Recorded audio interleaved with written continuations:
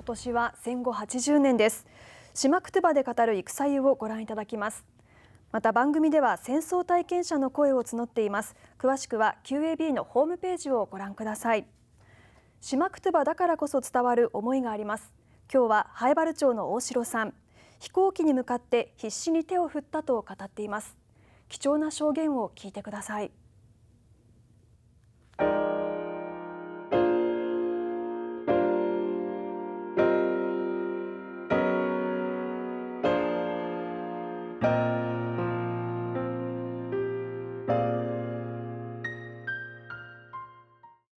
マカビンジまたすぐアメリカが200メートルぐらい離れていたん。あさいまたヒンギンディツァクト鉄砲さえパラパラパラパラし。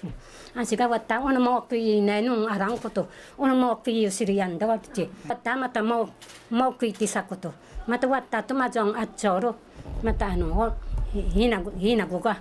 またいちこの茶がすぐおのもの真ん中にさって。またまのお父さんの名前会が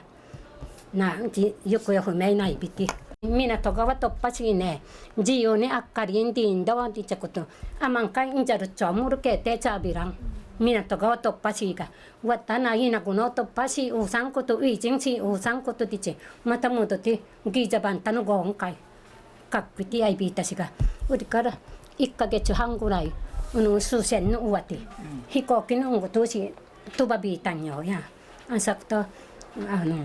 ほい助けてくれもう元気だよってちティーフティアイビーしがなアメリカの飛行機がやら日本の飛行機がやらわからん助けてくれ元気だよってち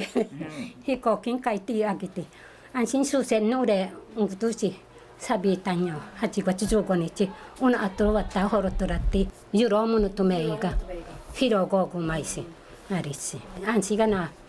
あちゃごやつんどあちゃごやちがつんどでちゃくとまからまたんじてなどのしまるかかいるどのしまかいやでちかまんくちんだまで